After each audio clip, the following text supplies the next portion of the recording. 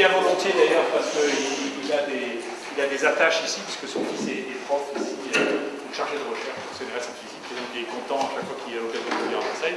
Et nous, on est content à chaque fois qu'il vient, parce qu'à chaque fois, il y a une nouvelle théorie qu'on essaie de battre en brèche entre le moment où il est venu la dernière fois et le moment où il viendra la prochaine fois. Et dans le cas, on arrive à faire avancer le débat. Donc merci d'être là et de nous divulguer des nouvelles théories. Et donc, aujourd'hui, je vais vous parler du monde merveilleux des virus. J'ai changé de titre parce que je ne me rappelle plus le titre que j'avais indiqué pour ce séminaire, mais je pense que ça conviendra à ce qu'on va faire passer comme message. Je vais commencer par vous parler un peu de quelques travaux que l'on réalise actuellement à l'Institut Pasteur, donc dans notre équipe de biologie moléculaire des gènes chez les extrémophiles, où l'on travaille en particulier sur les virus des archées thermophiles. Et ensuite, je développerai plus les débats, les questions qui se posent actuellement sur les virus d'origine, neuroévolution, est-ce que les virus sont vivants ou pas, etc.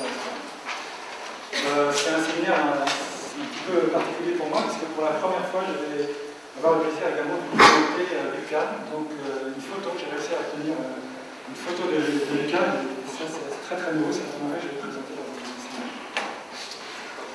Voilà, bon, ça c'est un rappel bref de la vision traditionnelle des vivants, qui sont encore présents dans beaucoup de têtes de biologistes dans les textbooks. On commence avec les prokaryotes, on va vers les eucaryotes inférieurs, on va vers les eucaryotes supérieurs, on finit par Pasteur, c'est une carte que je vais vous présenter pour l'Institut Pasteur. Pasteur est considéré comme l'homo sapiens supérieur.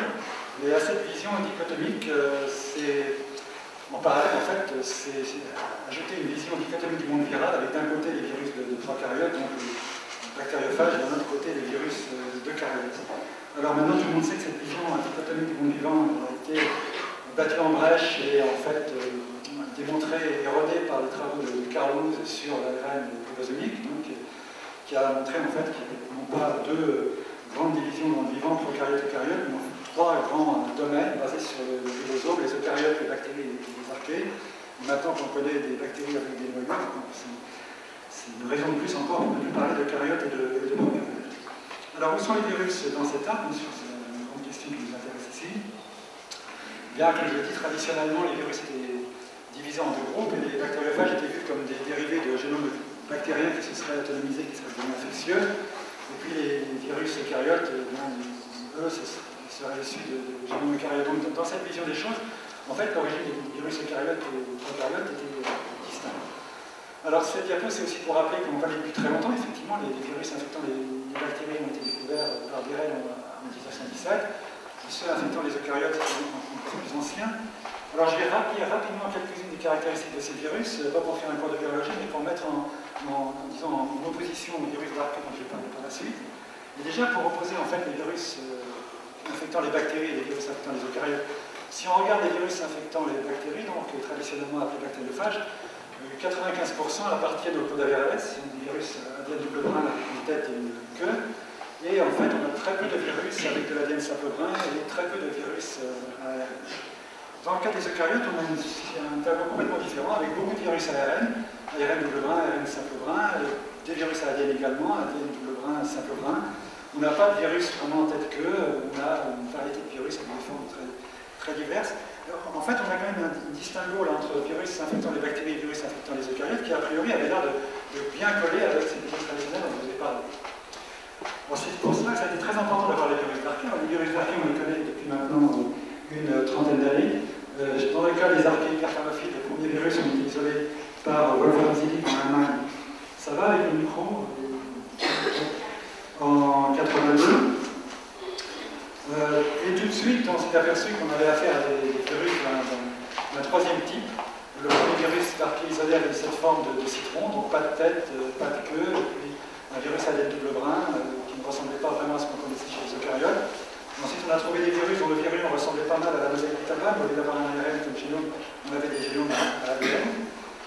Le grand spécialiste actuel au monde des virus d'archée, donc qui nous a rejoint à Pasteur en 2004, c'est David Promejvili, qui a été un ancien collaborateur de Wolfram Zillig, qui ces dernières années a isolé donc, des virus produisant des virions à bout de pince, des virions en forme de bouteille, et même des virions qui changeaient de forme après être sortis de la cellule. Là, on a le cas d'un virus où le virion sort sous forme d'un citron, et on peut isoler le citron, on peut le mettre au frigo pendant des années, il reste sous forme de citron, il Il suffit de le mettre à haute température dans l'eau pour voir en fait deux queues apparaître à chaque extrémité. Donc une très grande variété chez ces virus. Ici vous avez la liste des différentes familles qui ont été reconnues maintenant au niveau international par l'ICTV pour les virus d'Arché. Les virus connus en 2004 quand David Prombé-Julie a rejoint notre équipe. Les virus connus aujourd'hui, donc c'est de nouvelles familles qui ont été décrites dans notre labo. La plus récente, l'Icaviridae, qui infecte des virus, qui infecte des archées du groupe Aeropyron, pour lesquels on ne connaissait pas de virus jusqu'à présent. C'est le plus petit génome à ADN double brin connu, et récemment, un étudiant en thèse japonais vient d'isoler le virus avec le plus grand génome à ADN simple brin connu. Jusque-là, c'était 9 kb, on a un génome de 20 kb. Alors, par rapport au mégabase du virus, c'est tout petit, mais disons que pour un virus ADN simple brin, c'est également un record. Voilà donc une grande diversité. Et c'est pas fini, ça c'est des virus qu'on n'a pas encore décrits, mais qu'on a vu au laboratoire en forme de boulettes, des virus qui ressemblent un peu à l'Ebola, quand on regarde au niveau des virions, etc. Donc vraiment une très très grande diversité.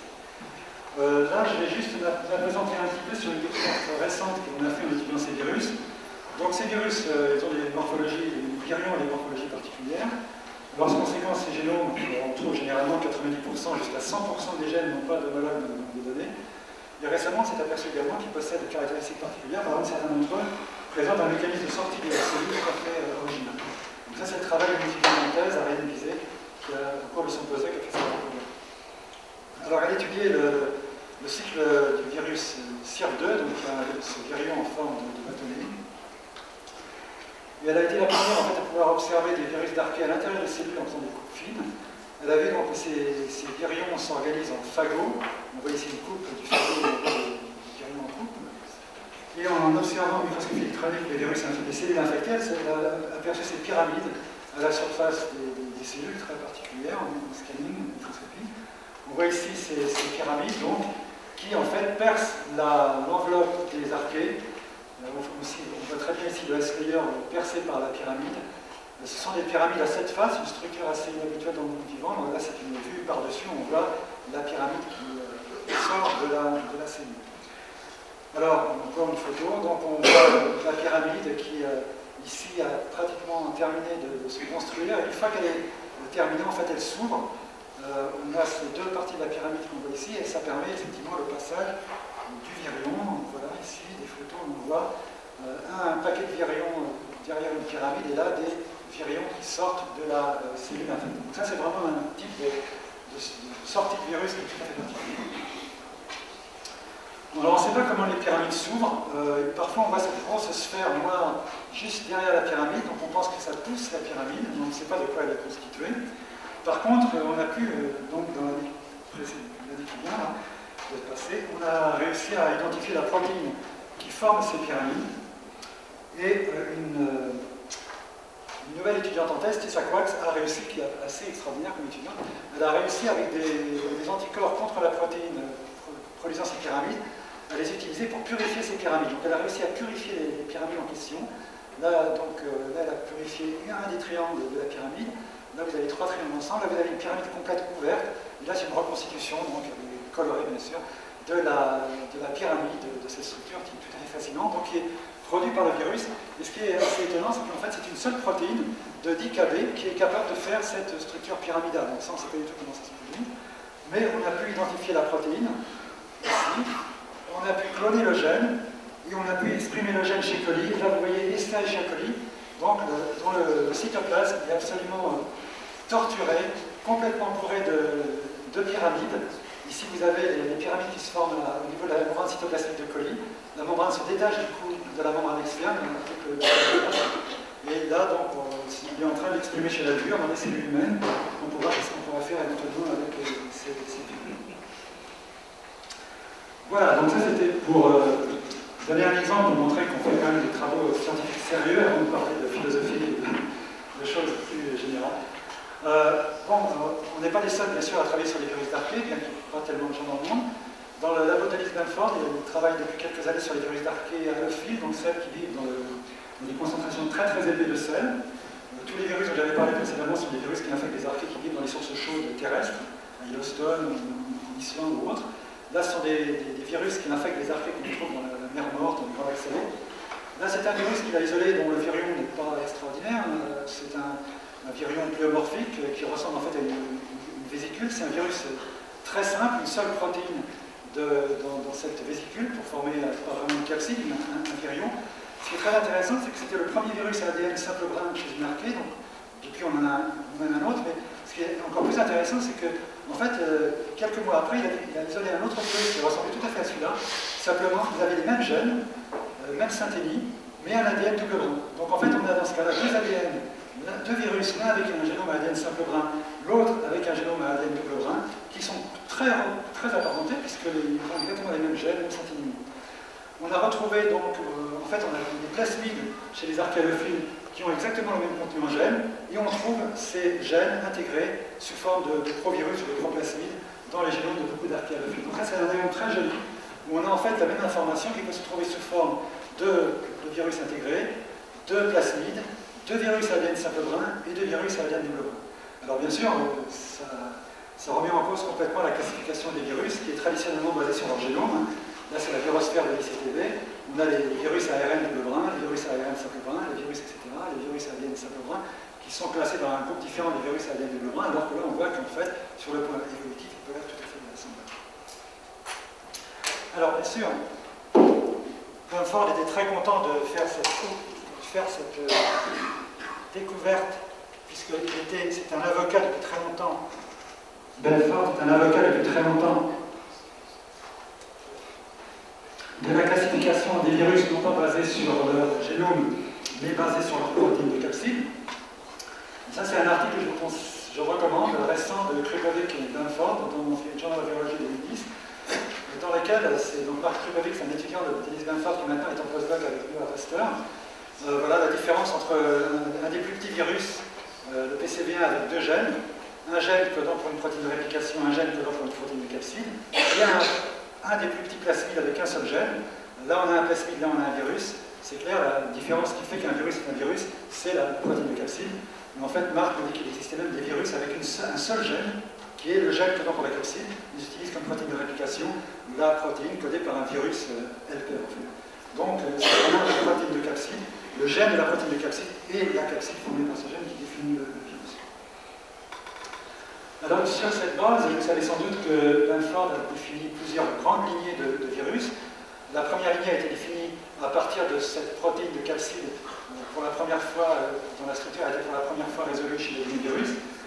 On l'appelle le double Jerry Log Force, qui veut dire double gâteau roulé. Et elle a été retrouvée donc chez les virus, mais surtout les NCVV ont une capside avec une protéine de ce type, chez l'adénovirus, mais chez les virus d'archée et chez de nombreux virus bactériens. La plupart de ces virus, sauf l'adénovirus, sont des virus avec des capsides icosaédriques et des enveloppes lipidiques. En plus de cette protéine, tous ces virus ont une ATPase homologue pour impacter l'ADN dans le génome des virus. Une deuxième grande lignée a été définie à partir de ce fold, qu'on appelle le fold de Hong Kong, qui a été identifié pour la première fois dans un virus bactérien donc, qui s'appelle la Hong Kong 97, et qui est apparemment la protéine de capside présente chez tous les virus tels que des bactéries et des archées, mais qui est également présente en fait dans les protéines majeures de capside des virus de l'herpès. Et ce qui est tout à fait fascinant, c'est que le virus de l'herpès et les virus tels que les bactéries et les archées, en plus de cette protéine de capside homologue, ont une ATPase distincte de celle des virus précédents qui sont homologues entre les trois groupes. Là, je vous présente, c'est un virus qu'on a récemment identifié chez une tome archée, donc un des trois grands phylums d'archée, un virus tel que intégré sous forme de provirus. Donc, on a dans ce virus intégré chez une tome archée une protéine de capside, c'est celle-ci, correspondant à la MCP ici du bactériophage jenu. Mais on a également l'ATPase, et on peut aligner, en fait, au niveau des motifs conservés, on peut aligner les ATPases de ces virus chez les bactéries, les ATPases de ces virus chez les archées, et les ATPases des virus Donc le fait de retrouver ces caractères homologues dans les virus de notre domaine